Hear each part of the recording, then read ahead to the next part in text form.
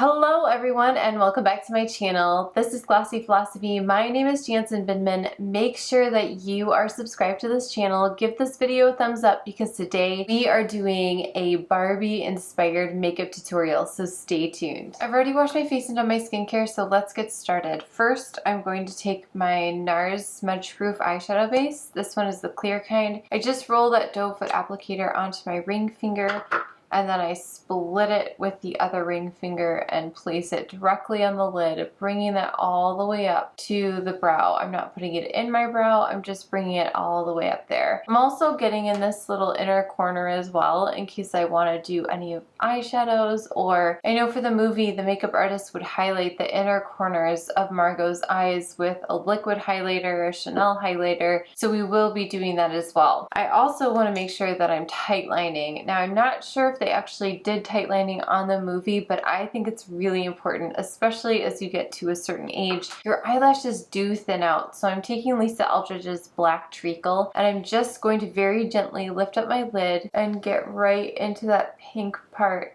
making sure that the gaps between the lashes are being filled in.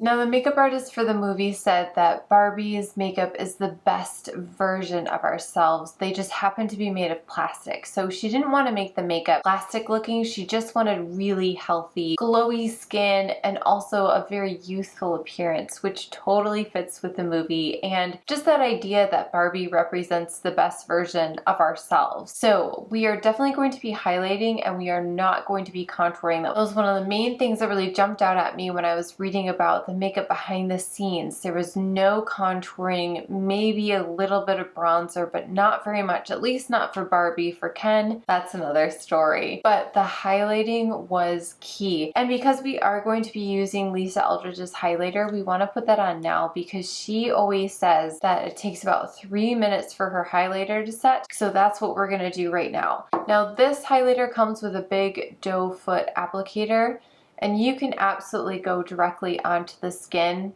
I always like to take that little extra that kind of winds itself around that plastic part of the applicator because that is quite a bit, and it also helps my product not get quite so gunky. So I've got quite a bit on my ring fingers and I'm just going to start tapping right on top of that bone because I do want a nice glow, but not only do I want a nice glow, I also want it to lift the face. After I do some eyeshadow work, I'm going to be placing this on the inner corner. But another really interesting thing that I read about the highlighting process is that they would put it in the smile lines. Now, obviously Margot Robbie has incredible skin and I don't even know if she has smile lines, but we are going to take whatever's left and just very gently place it on top of our smile lines and anywhere else that we feel like we need to. Maybe a little bit up here and maybe even through kind of the center of the face. I don't want to place it here because then what's going to happen is I'm broadening my forehead and I don't really want that. I have kind of a squoval, which is a square plus an oval face. I have a defined jawline, but my actual shape is pretty oval. So I don't want to lengthen this. I don't want to widen this. I don't need to. I already have the kind of ideal face shape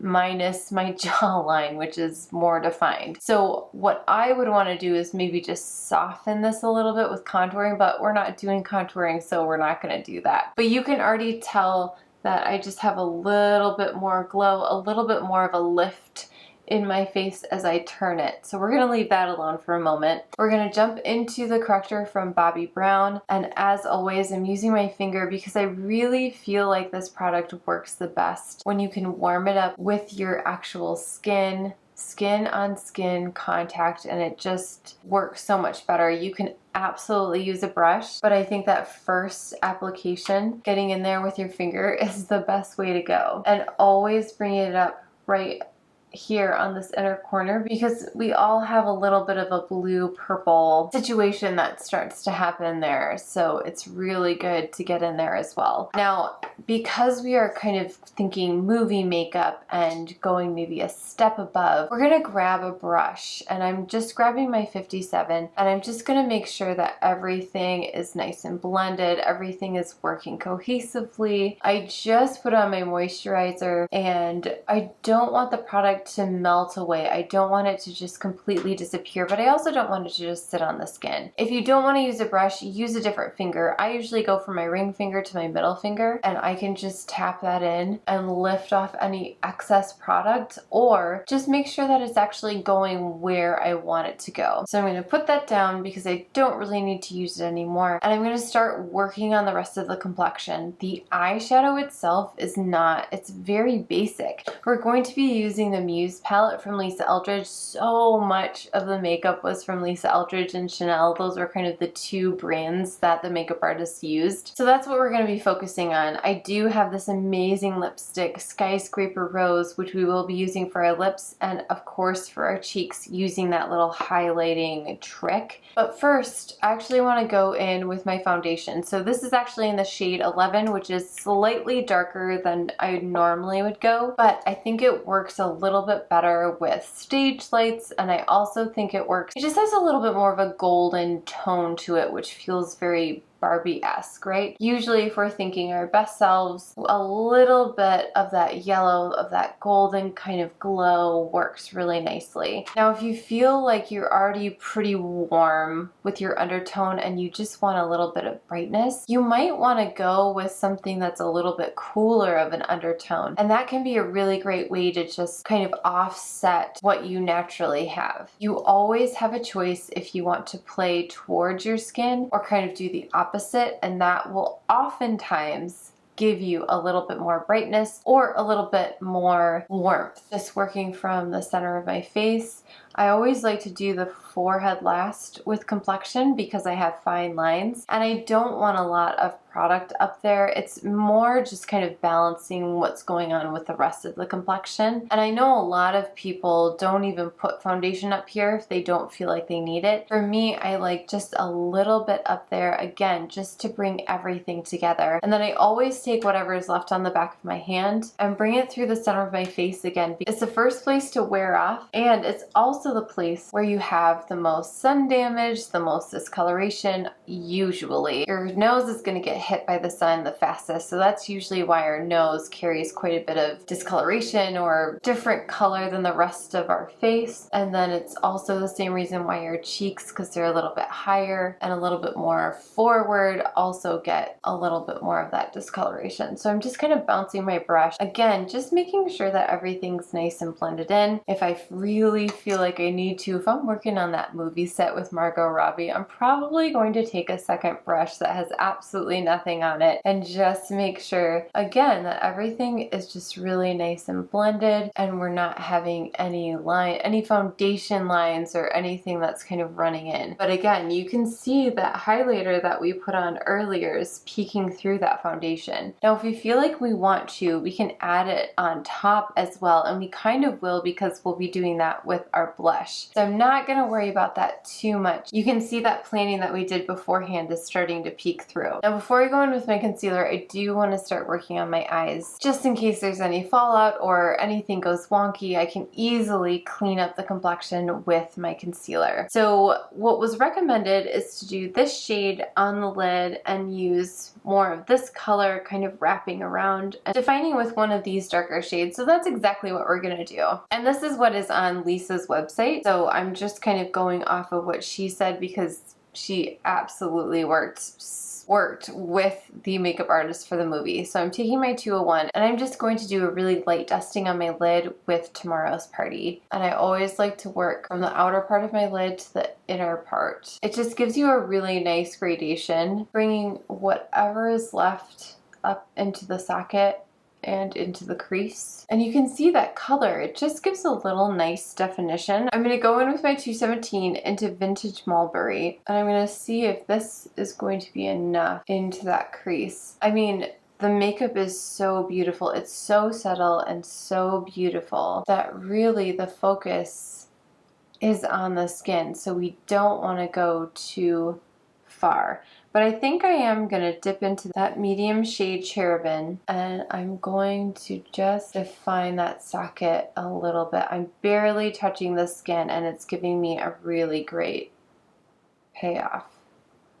I do want to put a little bit underneath the eye, but first what I have to do is go in with my concealer. I don't have any fallout, and I know that I'm going to be using one of the shades as my liner as well. So I'm just going to go for it. Again, I roll that doe foot applicator, and then I'm going to take my ring finger and just tap that in at first, and then we'll go back in with a brush, especially if I feel like I grabbed maybe a little bit too much. And I'm probably going to bring it down and for sure bring it through the center of my nose and tap my chin as well. I'm going to go back in with that concealer brush, again making sure that everything is talking to each other, making sure that everything is blending in, and then we'll finish off the eyes, brows, and head down to the lips. I'm going to take a pencil brush into Cherubim and just very, very lightly creating a little bit of definition under that lower lash line. This is really good for someone like me too, because I do have that kind of second lid under my eye, and when I put shadow down there it basically cancels out that second lid. Going back in with my 217, there's nothing extra on here but just softening that up a little bit. Now I'm going to go in with my really dense angled brush. I'm going to go back into Tomorrow's Party, but I'm also going to mix in this darker shade, and I'm going to go right along the lash line to create a liner, because it definitely did not look like Margot had that traditional liner on,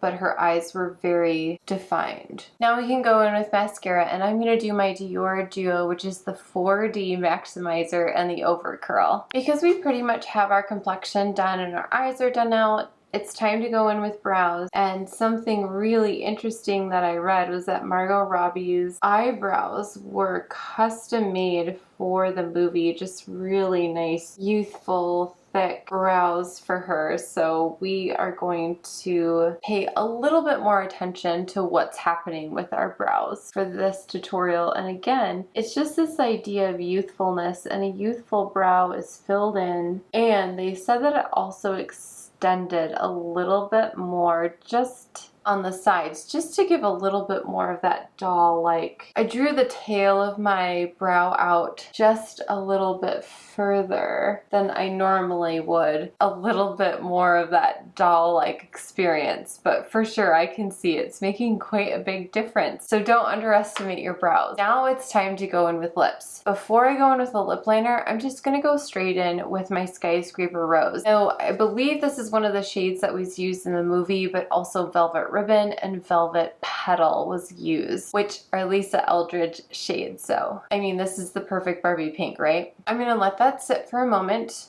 I'm going to take my lipstick, put it on the back of my hand, grab some of that highlighter, put it right next to that lipstick, and then I'm going to smash those together and create a really nice blush. Now, if it feels like it's too pigmented, go back in with your highlighter. We're just going to see, we're just lightly going to start tapping that onto the cheekbone. I can always go back in with my foundation brush if it feels like it's getting to be too much. And I just remember Margot having the most subtle blush in the movie, and it just looking so lovely. Now, of course, we are Barbie, so we need to be a little bit more defined with our lips. I'm going to take the pencil Rain and just give my lips basically some borders. I'm gonna lick my top teeth, pinky through, take down my hair. Final touches, we can't go on to screen without doing some powders. So I have my Fenty Beauty Powder in Butter into the cap. I'm just kind of saturating my 110 from BK Beauty, and I'm just gonna tap that in through the center of the face. We've done some really great highlighting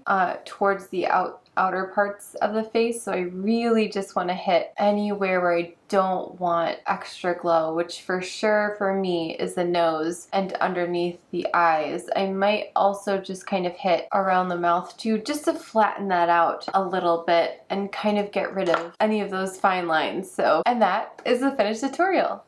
Thank you guys so much for watching this Barbie inspired makeup tutorial. I think it's so fun to take movie makeup and translate it into normal life, and also just to do almost exactly the same look and see what it looks like on your face. Take those tips from the movie makeup artists and see if that works for you in your normal life. I do fashion videos every Wednesday, beauty videos every Friday. Make sure you are watching the shorts in between and following me on Instagram for more before and afters and lots of outfit inspiration. inspiration to make your life a little bit easier and a little bit more glossy. And I will see you very soon in the next one. Bye.